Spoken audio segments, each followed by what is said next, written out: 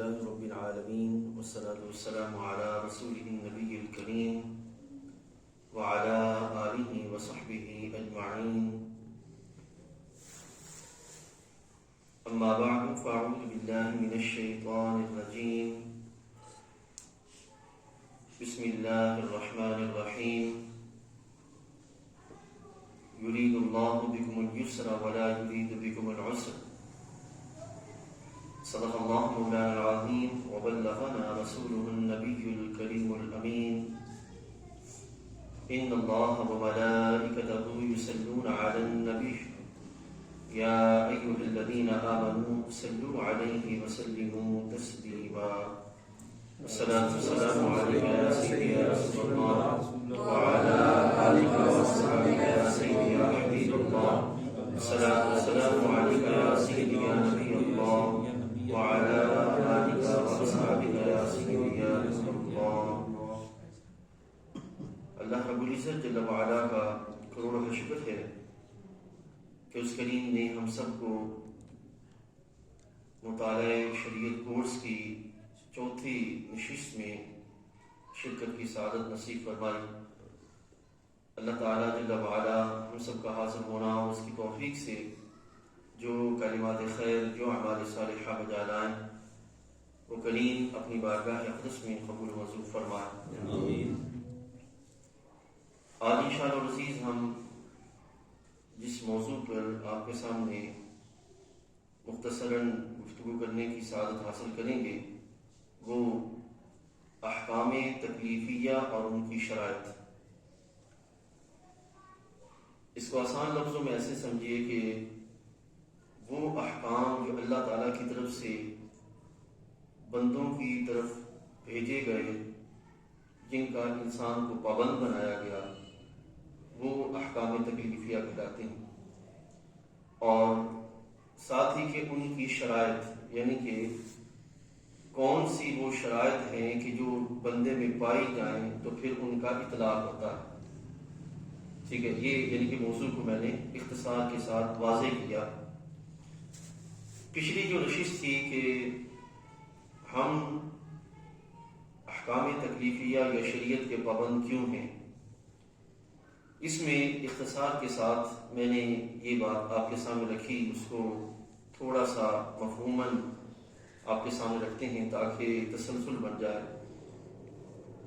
اللہ تعالیٰ جل وعلا نے انسان کو اس کے معاملات کی درستگی کے لحاظ سے حواس خمسہ اور عقل عطا فرمائے ہیں، لیکن عقل اپنی حیثیت میں محدود ہے کہ نہ وہ عقائد کے اعتبار سے اور نہ ہی ایک کامل نظام کے اعتبار سے صورتحال سامنے لا سکتی ہے. تو ایسے میں بندے کو یا جملہ انسانوں کو ایک نظام میں پرونے کے لیے اللہ تعالیٰ جل وعلا نے خود اپنے فضل سے ایک نظام عطا فرمایا اور وہ نظام دین اسلام ہے. کیونکہ اگر انسان عقل کی اعتبار سے کوئی نظام بنائے تو اس میں دو چیزیں اس کے نقص کو سامنے لا سکتی ہیں. ایک یہ ہے کہ اگر یہ نظام بنائے تو اس میں زمانہ اور علاقہ یہ دو چیزیں کہ زمانے کے اعتبار سے اپنا نظام بنائے گا یا علاقے کے اعتبار سے اپنا نظام بنائے گا. اگر علاقے کے اعتبار سے تھوڑا سا اوپر بھی اٹھائے یعنی کہ ایشیا میں رہنے والا یہاں کے لحاظ سے نظام بنانے کی بجائے پوری دنیا میں رہنے والے افراد کا ڈیٹا اکٹھا کرے، ان کے جذبات، ان کی ضروریات، ان کے احساسات، ان کی جملہ خیالات، ان کو اکٹھا کرنے کے بعد سب کو سامنے رکھ کے پھر سب کے لیے کوئی ایک نظام بنانا چاہے تو وہ نظام بنا تو دے گا لیکن اس کا نظام کس حد تک چل پائے گا؟ 100 سال تک، 200 سال تک، اس سے بڑھ کے آگے نہیں جا سکتا کیونکہ ضروریات زمانہ بدلتی رہتی ہیں. جو جو زمانے میں تبدیلی آتی ہے ضروریات میں تبدیلی آتی رہتی ہے. تو 100 سال تک تو اس کے بنائے ہوئے قوانین یہ کام کر سکتے ہیں لیکن آگے چلنا یہ ممکن نہیں ہے. تو کوئی ایسا نظام ہونا چاہیے تھا جو کہ ایسا ہوتا جو سارے علاقے کے لوگوں کو بھی ایک جگہ پر رو دیتا اور سارے زمانے کے لوگوں کے لیے بھی کافی ہوتا. کیونکہ عقل کے اعتبار سے بندہ اس طرح کا کوئی نظام نہیں بنا سکتا. تو اس لحاظ سے، اور ساتھ یہ بھی میں نے پچھلی نشست میں یہ بات تھوڑی سی واضح کی تھی کہ خالق کائنات جل وعلا نے جو ہمیں اپنی بارگاہ سے نظام عطا فرمایا ہے، اس کے لحاظ سے ایسا نہیں ہے کہ ہر فرد کو چونکہ عقل دی ہے لہذا ہر فرد پر وہ نظام اتار دیا جاتا اور ہر فرد اس نظام کو لے کے آگے بڑھنے کا سلسلہ رکھنا شروع کر دیتا. تو اس طرح تو پھر ہر فرد کے لحاظ سے ایک نظام سامنے آتا. تو خالق کائنات جل وعلا نے یہ اہتمام فرمایا کہ اپنی بارگاہ سے جو نظام عطا فرمایا اس میں بھی ایک ایسی کیفیت رکھی کہ جو وحدت کی صورت پیدا ہو جائے. یعنی کہ فرشتے کے ذریعے پیغام اتارا اور پیغام پھر اللہ نے اپنے نبی علیہ السلام پر اتارا اور ان کے ذریعے پھر ایسی صورت بنائی کہ جس سے پورے انسانوں کے اندر وحدت کا سلسلہ قائم ہو جائے. سارے لوگ ایک ہی نظام میں چلتے ہوئے اور ایک ہی نظام میں آگے بڑھتے ہوئے نظر آئیں. تو اس کیفیت کے لحاظ سے عقل یعنی کہ اس مقام پر نہیں یا اس کیفیت میں نہیں کہ وہ اس درجے پہ جا کر ایک ایسا نظام بنا سکے جو جامع ہو، جو مکمل ہو. تو اللہ تعالیٰ نے جو اپنی بارگاہ سے نظام عطا فرمایا، اور اس میں یہ پہلو بھی آپ نے ہمیں ابھی ہم سمجھیں گے کہ ایسا نہیں ہے کہ اللہ کی بارگاہ سے جو نظام بندوں تک پہنچا وہ آپشنل ہے، اختیاری ہے بندے پر کہ بندہ چاہے تو اس کو قبول کرے رکھ لے اور چاہے تو اس کو چھوڑ دے. ایسا نہیں ہے، بلکہ جو مسلمان ہو گیا یعنی کہ جس نے دین اسلام قبول کر لیا پھر اس پر یہ آگے لازم ہے کہ وہ ان چیزوں کا جو احکام کے صورت میں بندوں پر نازل کی گئی ہیں ان کا پابند ہے کہ بندہ آگے بڑھے اور ان کو قبول کرے اور پھر اس کے مطابق جو ہے وہ زندگی گزارنے کا اہتمام کرے. یہ وہ ساری ایک بحث تھی جو کہ پچھلی نشست میں آپ کے سامنے رکھی گئی. اب یہاں آگے بڑھتے ہیں. احکام یہ جو لفظ ہے یہ حکم کی جمع ہے. احکام حکم کی جمع ہے، اور حکم کہتے ہیں کسی دوسرے پر کسی امر کو ثابت کرنا، کسی دوسرے پر کسی امر کو ثابت کرنا، وہ امر ایجابی طور پر ہو یا سلبی طور پر، یعنی کہ امر یعنی کہ کام کرنے کے لحاظ سے ہو یا نہ کرنے کے لحاظ سے، اس کو حکم کہتے ہیں لغوی اعتبار سے. اور جب ہم یہاں کہیں گے کہ احکام شریعہ، جب یہ لوگ لفظ بولیں گے یا یہ لفظ بولیں گے حکم شریع، تو جب حکم کی نسبت شریعت کے ساتھ ہو جائے گی تو اس سے مراد یہ ہے کہ وہ حکم جو کہ شارع نے اللہ تعالیٰ کی بارگاہ سے لے کے ہمیں عطا فرمایا، ٹھیک ہے، اس کو کہیں گے حکم شریع. اور جب ہم اس کو اس طرح بولیں گے کہ احکام تکلیفیہ، تو اس سے مراد یہ ہوگی کہ وہ احکام شریعہ جن کا تعلق بندے کے اعمال کے ساتھ ہے، بندے کے افعال کے ساتھ. اب جب ہم نے یہ کہہ دیا نا کہ احکام شریعہ کا تعلق بندے کے افعال کے ساتھ ہے تو اس سے دو چیزیں سائڈ پہ ہو گئی. نمبر ایک عقیدہ، ٹھیک ہے، احکام تکلیفیہ میں عقیدے سے بحث نہیں کی جاتی، ٹھیک ہے، احکام تکلیفیہ میں بندے کے اعمال سے بحث کی جاتی ہے، معاملات زندگی اور عبادات جو ہیں وہ اس کے زیر بحث آتی ہے، ٹھیک ہے، احکام تکلیفیہ کے اندر. اور دوسری احکام تکلیفیہ میں جو اخلاق ہیں ان سے بھی بحث نہیں ہوتی، کیونکہ اخلاق جو ہیں یہ بندے کی کیفیات کی درستگی کا نام ہے اور ان کا تعلق علم تصوف کے ساتھ ہے، ٹھیک ہے، یعنی کہ صوفیاء جو ہیں وہ اخلاق کی درستگی کا جو سبق لے کے چلتے ہیں جس کو تزکیہ اور احسان کا پہلو کہا جاتا ہے. تو جو اخلاق کا پہلو ہے اس کا سبق کس میں لیا جاتا ہے؟ تصوف کے اندر، تزکیہ کے اندر. تو دو چیزیں نکل گئی، یعنی کہ انسان کی زندگی کے اندر تین معاملات ہیں، عقیدہ، عبادات و معاملات اور پھر اخلاق، یہ تین چیزیں ہیں. تو جو عقیدہ اور اخلاق ہیں ان کے لیے الگ موضوع ہیں، اور جو افعال ہیں یا معاملات ہیں ان کے لیے الگ بحث ہے. ہم جس بحث کو سمجھنے جا رہے ہیں یا جس موضوع پہ چل رہے ہیں ان کا تعلق انسان کے معاملات کے ساتھ ہے. ان معاملات میں عبادات بھی آتی ہیں اور ان کے اندر معاملات، جملہ جو بحث ہیں معاملات کے ہیں وہ بھی اس کے اندر جو ہے وہ داخل ہیں.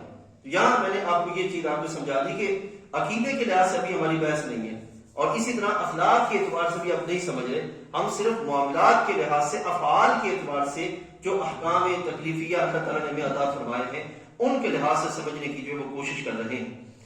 یہاں جب ہم یہ کہیں گے کہ احکام شریعہ جن کا تعلق اخلاق کے اعتبار سے، معاملات کے اعتبار سے ہے، تو اس میں حصی جو چیزیں ثابت ہوتی ہیں وہ بھی نکل جائیں گی، تجرباتی جو چیزیں ثابت ہوتی ہیں وہ بھی نکل جائیں گی، اور وسیع طور پر جو چیزیں آتی ہیں وہ بھی نکل جائیں گی. ٹھیک ہے نا.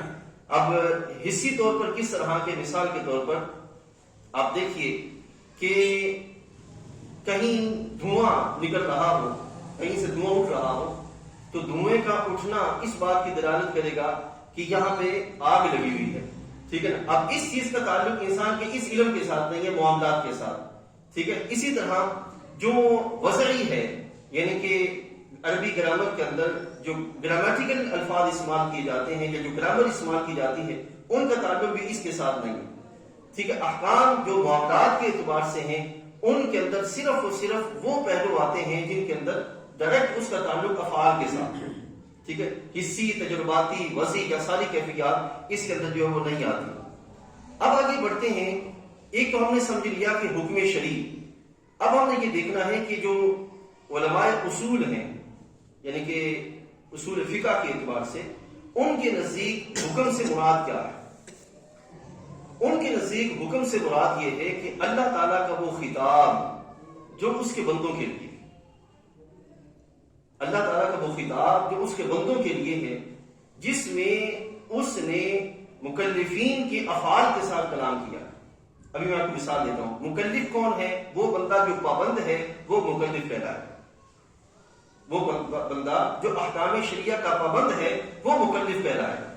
اللہ تعالیٰ کا خطاب مکلفین کے افعال کے لیے، مکلفین جمع ہے مکلف کی، تو یہ افعال کے لیے جو خطاب ہے اللہ تعالیٰ جل وعلا کا، جس میں ان سے مطالبہ کیا گیا ہو یا انہیں اختیار دیا گیا ہو یا کوئی وسیع حکم آیا.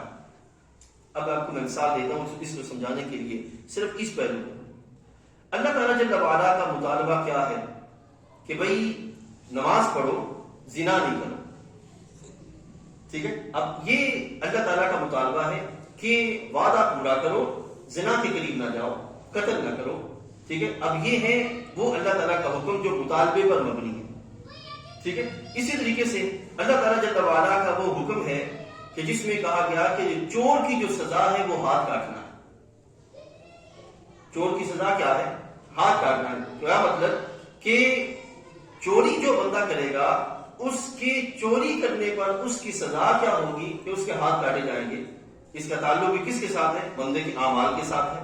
اسی طریقے سے آپ دیکھیے کہ ایک ایسا عمل یا ایک ایسا کام جو بندے کو اختیار دے دیا جائے کہ چاہو تو کرو، چاہو تو نہ کرو، ایسے عمل کو مباح عمل کہتے ہیں. مباح عمل. ٹھیک ہے. جس کو محض جائز کہا جاتا ہے. کرو تو ٹھیک ہے، نہ کرو تو کوئی مسئلہ نہیں ہے. ابھی آگے چل کے بحث آئے گی. تو جب ہم یہ کہیں گے حکم شرعی، یا جب ہم یہ کہیں گے کہ اللہ تعالیٰ کا خطاب، تو اس میں یہ ابھی جو چیزیں بیان کی گئی ہیں نا، کہ یا تو اللہ تعالیٰ کی طرف سے بندوں سے مطالبہ کیا گیا ہوگا کہ فلاں کام کرو یا فلاں کام نہ کرو. ٹھیک ہے. جن کا تعلق بندے کے ڈائریکٹ معاملات کے ساتھ. ٹھیک ہے. یا اللہ رب العزت جل وعلا کی طرف سے بندوں کے لیے سزا کا سلسلہ بیان کیا گیا ہوگا کہ اگر تم یہ عمل کرو گے تمہارے لیے فلاں جو معاملہ ہوگا سزا کا. ٹھیک ہے. اور تیسرا ہے مباح کا پہلو کہ بندے کے لیے اختیار دیا گیا کہ چاہو تو کرو، چاہو تو نہ کرو. ٹھیک ہے. یہ پہلو جو ہے وہ رب تعالیٰ جل وعلا نے بندے کے لیے بیان فرمایا. جب یہاں تک اگر ہمیں کچھ سمجھ آ گئی تو چونکہ یہ جو پہلو ہے یہ خاص طور پر بڑا تکنیکی ہے، سمجھنے والا ہے. احکام تکلیفیہ کیا ہوتے ہیں. ٹھیک ہے. تو یہ اس لیے میں رک کر تھوڑا کر کے جو ہے وہ آپ کو سمجھا رہا ہوں. اب رب تعالیٰ جل وعلا نے بندوں کو جو احکام عطا فرمائے ہیں وہ احکام ہرگز ایسے نہیں ہیں کہ جو کہ بندوں کی استطاعت سے باہر ہوں. ہرگز ایسے نہیں. کیونکہ اللہ تعالیٰ جل وعلا بڑا دانا ہے، وہ بڑا حکیم ہے. وہ جانتا ہے کہ میرے بندے کی صلاحیت کیا ہے. آپ اس بات کو جانتے ہیں کہ کوئی بھی کسی شے کو بنانے والا وہ جانتا ہوتا ہے کہ اس شے کی کیپیسٹی کیا ہے. اس لحاظ سے اس پر جو پوری باؤنڈریز بنائی جاتی ہیں کہ اس باؤنڈریز کے اندر رہ کر اس کو استعمال کیا جائے گا تو یہ فائدہ بخش ہوگا. اسی طریقے سے رب ذوالجلال جل وعلا نے بندوں کے لحاظ سے جو احکام نازل فرمائے ہیں وہ احکام اپنے اندر اتنی طاقت، انسان اس کے لحاظ سے اتنی طاقت رکھتا ہے کہ ان کو باقاعدہ پکڑ سکے اور اس پر جو ہے وہ عمل پیرا ہو سکے. ٹھیک ہے. کیونکہ وہ احکام کس کی طرف نازل کیے گئے، کس کی طرف سے نازل کیے گئے؟ اس رب کی طرف سے جو بڑا دانا ہے اور بڑا مدبر ہے اور بڑا حکمت والا ہے. اس لحاظ سے خالق کائنات جل وعلا نے کوئی ایسا حکم نازل نہیں فرمایا جو انسان کی بس سے باہر ہو. ٹھیک ہے، میں نے پچھلے درس کے موقع پر یہ آیت کریمہ تلاوت کی تھی. رب تعالیٰ جل وعلا فرماتا ہے کہ ہم نے تمہارے لیے دین میں کوئی تنگی نہیں رکھی. لا یکلف اللہ نفسا الا وسعها، کسی جان پر اس استطاعت سے بڑھ کے بوجھ نہیں ڈالا. تو کسی بھی انسان پہ اللہ تعالیٰ جل وعلا نے یعنی کہ جملہ اسلام کے احکام کے لحاظ سے ایسے احکام نازل نہیں فرمائے جو انسان کی استطاعت سے کیا ہو، باہر ہو. ٹھیک ہے، تو یہ پہلو آپ نے سمجھنا ہے احکام تکلیفیہ کے اعتبار سے. اب احکام تکلیفیہ بنیادی طور پر 3 طرح کے ہیں. ایک وہ ہے کہ جس میں ایجاب کرنا، یعنی کہ حکم دیا گیا کہ تم نے یہ کام کرنا ہے. ایک طرح کے وہ احکام ہیں جن میں فرمایا گیا کہ یہ کام نہیں کرنے. ٹھیک ہے، یہ کام کرنے ہیں، ان کو کہا جاتا ہے ایجاب. اور دوسرے جس میں کہا گیا یہ کام نہیں کرنے، ان کو کہا جاتا ہے تحریم، حرام کا. ٹھیک ہے، اور ایک درمیانی ایک پہلو ہے کہ جس میں اختیار دیا گیا کہ چاہو تو کرو، چاہو تو نہ کرو، اور اس میں کرو گے تو بھی محض فائدہ ہے اور نہ کرو گے نقصان نہیں ہے. ٹھیک ہے، اب لیکن ابھی اس کی بھی کہ جو صرف مباح عمل ہیں اگر ان کو ایک لمٹ میں رکھ کر نہ کیا جائے تو کوئی مسئلہ نہیں ہے، اور اگر اس کو کرنا شروع کر دیا جائے تب بھی اس میں ایک لمٹ ہے. لمٹ سے کراس کریں گے تو وہ کراس کرنا ہمارے لیے نقصان کا سبب ہو جائے گا. ابھی اس کی بھی میں آپ کے سامنے وضاحت رکھتا ہوں. اب آپ کے سامنے لاتا ہوں حکم تکلیفی، جو احکام اللہ تعالیٰ کی طرف سے بندوں پر نازل کیے گئے ان کی کتنی اقسام ہیں. ٹھیک ہے، فقہی اعتبار سے اس کے اندر بڑی طوالت ہے، لیکن اختصار کے ساتھ جو وہ لفظ جو آپ کے ذہن میں بیٹھ جائیں میں وہ آپ کے سامنے رکھتا ہوں. سب سے پہلے جو کرنے والے اعمال ہیں ان میں سب سے پہلا درجہ آتا ہے فرض کا. اللہ تعالیٰ کی طرف سے جو حکم نازل ہوا کرنے کے اعتبار سے سب سے پہلا جو درجہ ہے، اسٹیپ ہے، وہ ہے فرض. فلاں عمل فرض ہے، جیسے کہ نماز پڑھنا فرض ہے. ٹھیک ہے، پہلا درجہ کیا ہے؟ فرض ہے. دوسرا جو درجہ آتا ہے وہ ہے واجب کا. فرض کے بعد جو دوسرا درجہ آتا ہے وہ کون سا ہے؟ واجب کا. تیسرا جو درجہ آتا ہے وہ ہے سنت موقدہ کا. واجب کے بعد کا تیسرا درجہ وہ کیا ہے؟ سنت موقدہ کا. اس کے بعد اگلا درجہ ہے سنت غیر موقدہ. سنت غیر موقدہ یہ اگلا درجہ، چوتھا درجہ. اور پانچواں درجہ ہے مستحب عمل. مستحب عمل. ٹھیک ہے، اب اس کے بالکل مقابلے میں، فرض کے بالکل مقابلے میں جو درجہ آتا ہے وہ ہے حرام کا، جیسے کہ شراب پینا حرام ہے. ٹھیک ہے، تو فرض کے مقابلے میں جو چیز ہے وہ کیا ہے؟ حرام. پھر فرض کے بعد جو دوسری چیز آتی ہے وہ ہے واجب. تو واجب کے مقابلے میں جو چیز ہے وہ ہے مکروہ تحریمی. یہ واجب کے مقابلے میں ہے. ٹھیک ہے، اب تیسرے درجے پہ ادھر جو درجہ آتا ہے وہ ہے سنت موقدہ، اور اس کے مقابلے میں ادھر ہے اساءت، جس سے برا جانا گیا، اساءت. اور اس کے بعد ادھر ہے غیر موقدہ، اور اس کے مقابلے میں اس طرف ہے مکروہ تنزیہ. مکروہ تنزیہ. ٹھیک ہے، اور پھر اس طرف ہے مستحب، اور اس کے مقابلے میں اس طرف ہے خلاف اولا. خلاف اولا کا. ٹھیک ہے، اب اس طرح یہ 5 درجات ادھر ہیں، اس کے مقابلے میں 5 درجات ادھر ہیں. ایک فرض کے مقابلے میں ادھر حرام. ٹھیک ہے، یعنی کہ جو فرض چھوڑے گا وہ گناہگار ہوگا، اور جو حرام کرے گا وہ گناہگار ہوگا. اب یہاں یہ بھی سمجھ لیں کہ جو فرض کو ہلکا سمجھے گا، ٹھیک ہے نا، اور اس کی کوئی حیثیت نہیں جانے گا تو وہ گناہگار نہیں رہے گا. یا اگر مطلقاً فرض سے انکار کر دیتا ہے تو وہ بندہ کافر ہو جائے گا. اسی طرح اگر کوئی بندہ حرام کو حلال سمجھے اور اس کے سبب حلال سمجھ کے وہ کرے تو حلال سمجھ کے کرنے کے سبب وہ بندہ کیا ہو جائے گا؟ کافر ہو جائے گا. یعنی کہ شراب ہے تو شراب کو وہ حرام ہے. ایک ہے شراب پینے والا محض اپنی غفلت اور عیش پرستی کے سبب پیتا ہے تو وہ بندہ گناہگار ہے. اور ایک بندہ وہ جو شراب جو حرام ہے اس کو حلال سمجھ کے پیتا ہے، اب یہ حلال سمجھنے کے سبب جو ہے وہ کافر ہو جائے گا. تو یہ آپ نے اپنے ذہن میں رکھنا ہے. حرام کے مقابلے میں کیا ہے؟ ادھر فرض کے مقابلے میں کیا ہے؟ حرام ہے. فرض کو چھوڑنے والا کیا ہے؟ گناہگار. حرام کو کرنے والا کیا ہے؟ گناہگار. ٹھیک ہے، یہ کافر کب ہوگا؟ جب بندہ حرام کو حلال سمجھ کے کرے گا، تب جو ہے وہ کافر ہو جائے گا. ٹھیک ہے، فرض کے مقابلے میں حرام ہے. نمبر 2 واجب کے مقابلے میں مکروہ تحریمی ہے. نمبر 3 سنت موقدہ کے مقابلے میں اساعت ہے. نمبر 4 سنت غیر موقدہ کے مقابلے میں مکروہ تنزیہی ہے. نمبر 5 مستحب کے مقابلے میں کیا ہے؟ محض خلاف اولا ہے. یہ وہ درجات ہیں شریعت مطالعہ کے اندر کرنے کے اعتبار سے، نہ کرنے کے اعتبار سے. ٹھیک ہے، اب آگے اس کے ثواب اور اس کے لحاظ سے کیا احکام ہیں وہ ایک الگ پہلو ہے. لیکن احکام تکلیفیہ جنہیں کہا گیا کہ اللہ تعالیٰ کی طرف سے حکم کے کرنے کے لحاظ سے اور نہ کرنے کے لحاظ سے جو احکام ہیں وہ یہ ہیں جو آپ کے سامنے رکھ دیے گئے. اب اس کے بعد ایک آخری درجہ آتا ہے، وہ ہے مباح کا. مباح عمل یعنی کہ وہ عمل کہ جس کا کرنا یا نہ کرنا دونوں برابر ہے. ٹھیک ہے، کریں تو ٹھیک ہے، نہ کریں تو تب بھی کوئی مسئلہ نہیں ہے.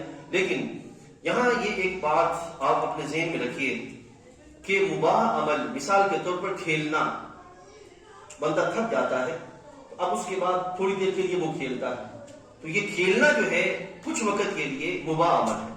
لیکن اتنا کھیلنا کہ کھیلتے کھیلتے بندہ آگے اپنا وقت بھی ضائع کرے اور اپنی جان بھی وقت ضائع کرنا شروع کر دے، تو یہ کھیلنا اس کا مکروہ جانا جائے گا.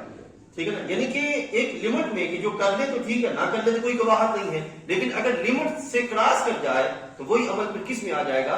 کراہت میں آ جائے گا، مکروہ میں آ جائے گا، جس کو شریعت مطہرہ نے ناپسند کیا ہے. یہ کیفیت مباح کے لحاظ سے. احکام تکلیفیہ کی جو اقسام ہیں آپ نے سمجھ لی. اس کے بعد ہم آگے بڑھتے ہوئے ایک اور پہلو لاتے ہیں، اور وہ ہے رخصت کا اور عزیمت کا. رخصت کا اور عزیمت کا یہ بھی احکام کے لحاظ سے ایک پہلو ہے. اس کی پہلے تعریف سنیں کہ رخصت کسے کہتے ہیں اور عزیمت کسے کہتے ہیں. آسان لفظوں میں ایسے کہ ایک حکم اصلی ہے، اس کا اطلاق، اس پر عمل کرنا بغیر کسی عذر کے، اس پہ عمل کرنا، ابھی اس کی مثال دیتا ہوں، یہ عزیمت کہلائے گا. اور اگر کوئی عذر پایا جائے تو حکم اصلی سے رخصت مل جائے گی، اس کی سہولت کے سبب، اس کی آسانی کے سبب، اس عذر کے سبب. اب اس کی مثال دیتا ہوں. دیکھیے، قیام کرنا یہ کیا ہے؟ نماز میں قیام کرنا یہ فرض ہے.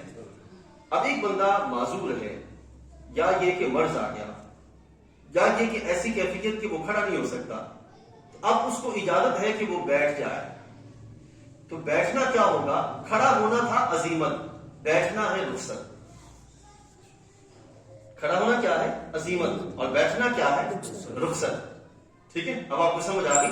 تو کھڑے ہونے میں عزیمت ہے اور بیٹھنے میں اس کو سہولت دی گئی تاکہ یہ فرض اپنا پورا کرے. ٹھیک ہے، میں نے قرآن مجید سے جو آیت کریمہ تلاوت کی اس میں بھی اللہ تعالیٰ جل وعلا نے اپنے بارگاہ سے یہی بیان فرمایا، یرید اللہ بکم الیسر ولا یرید بکم العسر. اللہ تعالیٰ تمہارے لیے آسانی چاہتا ہے، تنگی نہیں چاہتا. اب آسانی کے وہ پہلو کہ جس میں بندے پر حکم کو ادائیگی کے لحاظ سے ایسی کیفیت آ رہی ہو کہ وہ نہ کر پا رہا ہو، تو اس وقت اس کو رخصت دی جائے کہ حکم باقی رہے، لیکن اس میں تھوڑی سی جو ہے وہ اس کے لحاظ سے پہلو آسان کر دیا جائے تاکہ اس پہ عمل کرنا ممکن ہو جائے. اب ایک بندہ بیٹھ کے بھی نماز نہیں پڑھ سکتا تو اس کے لیے رخصت دے دی گئی کہ وہ لیٹ کے نماز پڑھ لے، اشارے کے ساتھ نماز پڑھ لو. ٹھیک ہے، یعنی کہ نماز پڑھنا فرض ہے.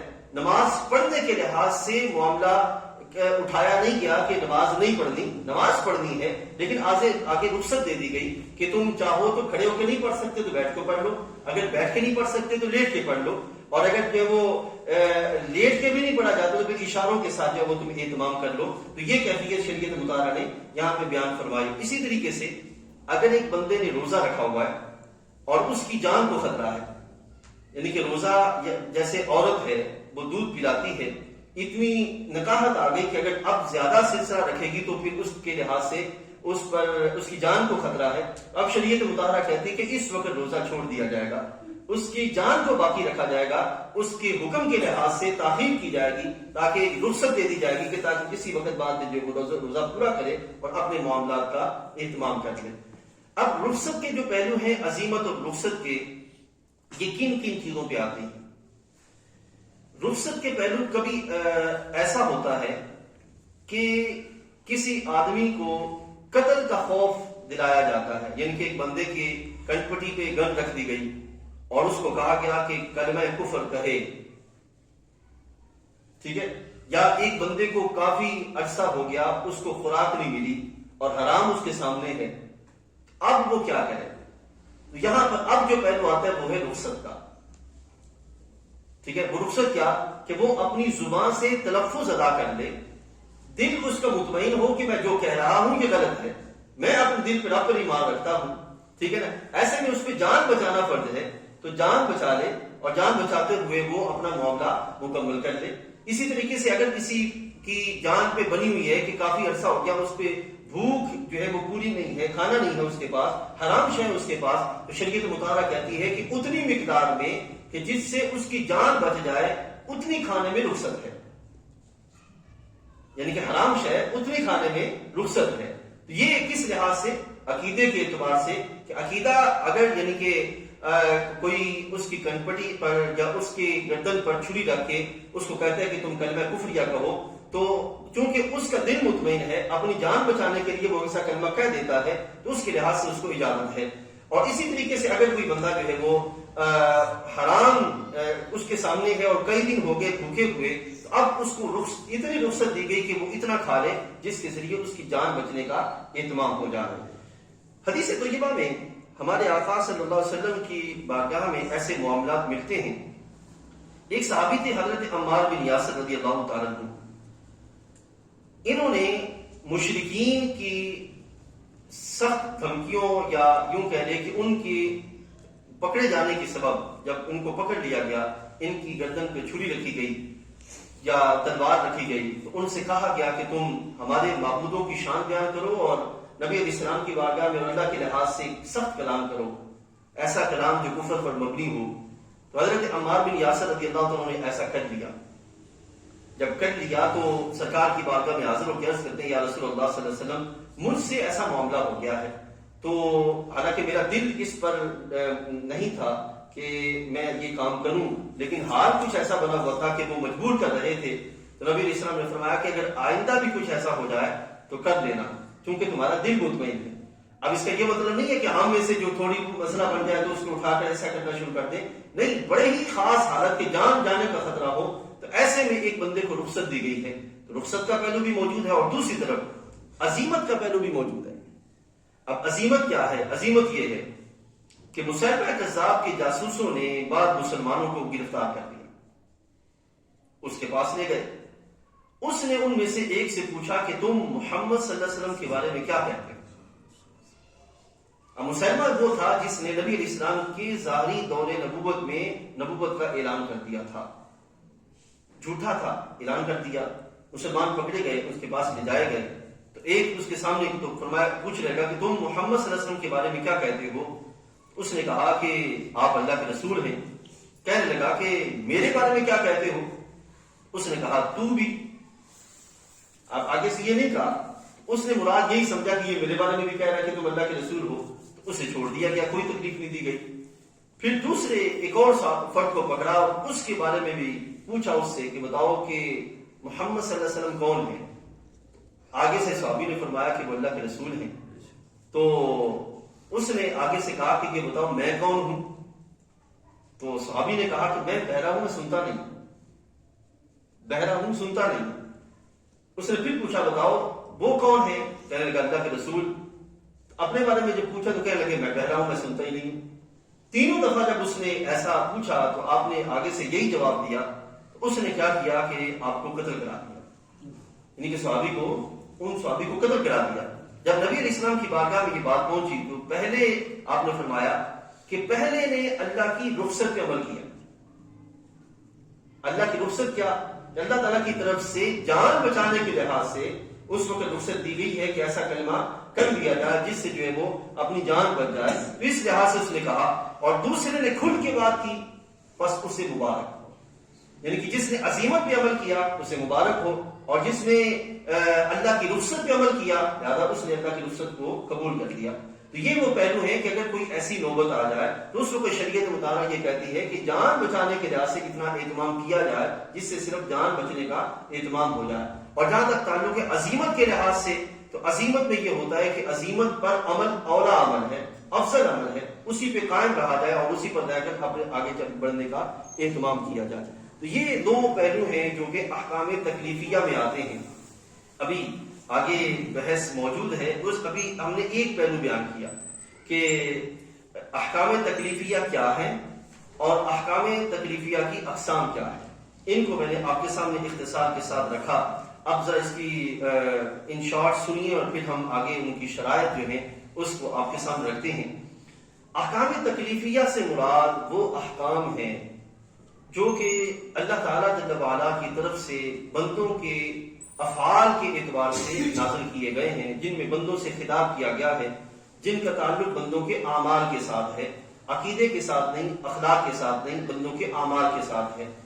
اور جو احکام تکلیفیہ ہیں یہ بنیادی طور پر تین طرح کے ہیں: ایجاب کرنے کے لحاظ سے، سلب نہ کرنے کے لحاظ سے، اور مباح جس میں اختیار ہے کہ کرو تو ٹھیک ہے، نہ کرو تو کوئی مسئلہ نہیں ہے۔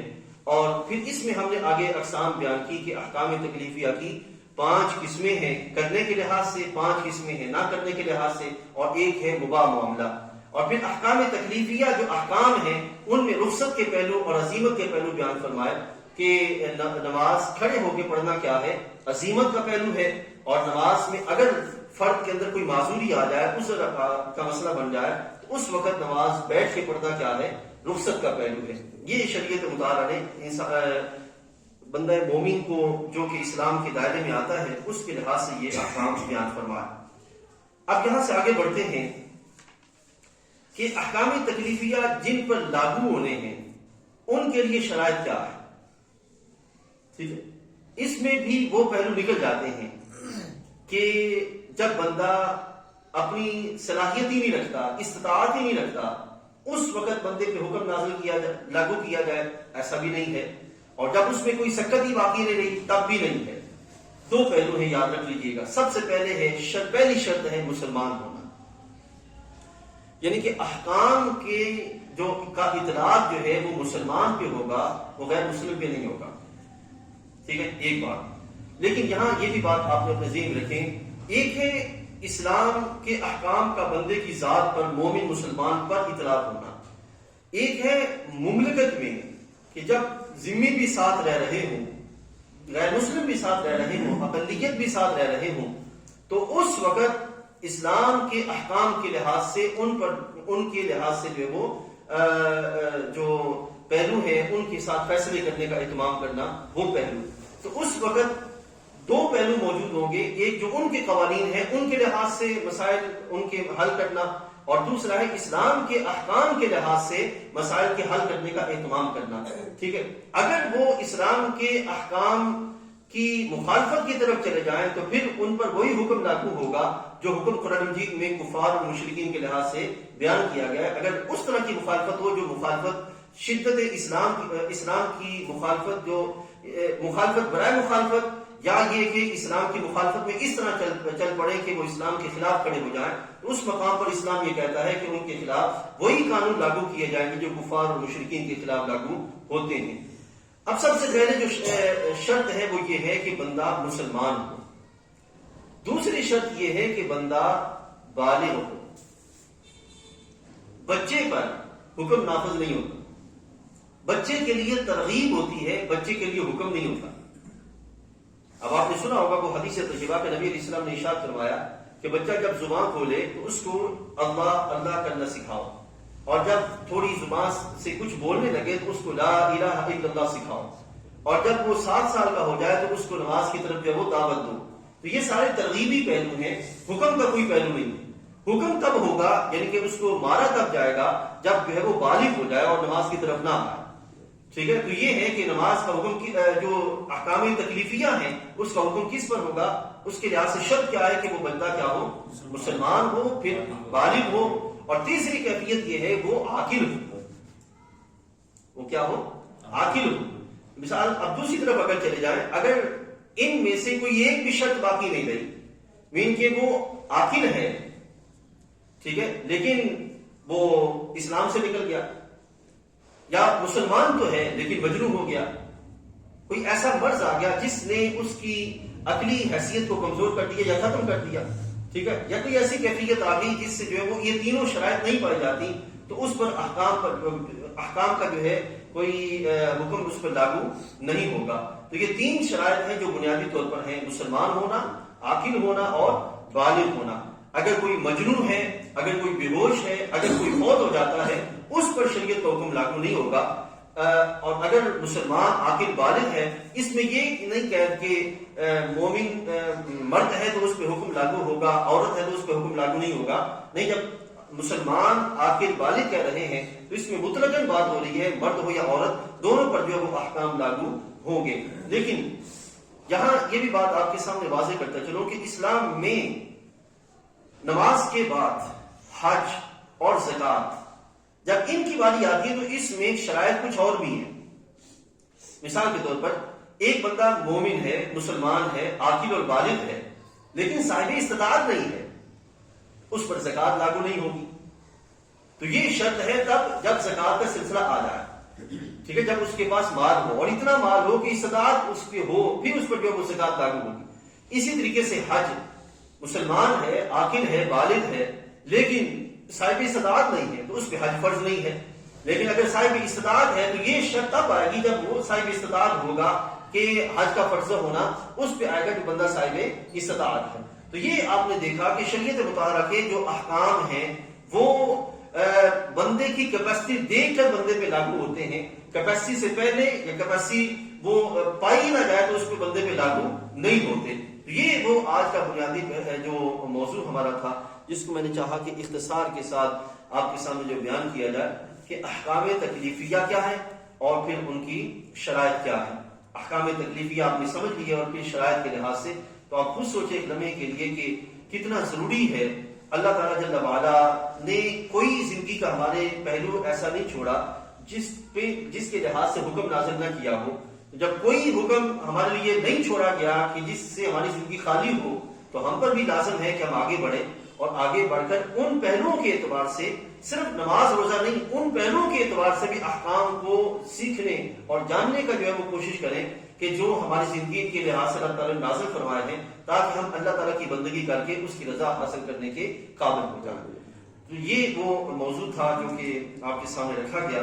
اللہ تعالیٰ جل وعلا جو اس میں درست بیان کیا گیا اس کو قبول فرمائے اور جہاں کوئی کوتاہی ہوگی اللہ تعالیٰ جل وعلا معاف فرمائے۔ وآخر دعوانا الحمدللہ رب العالمین۔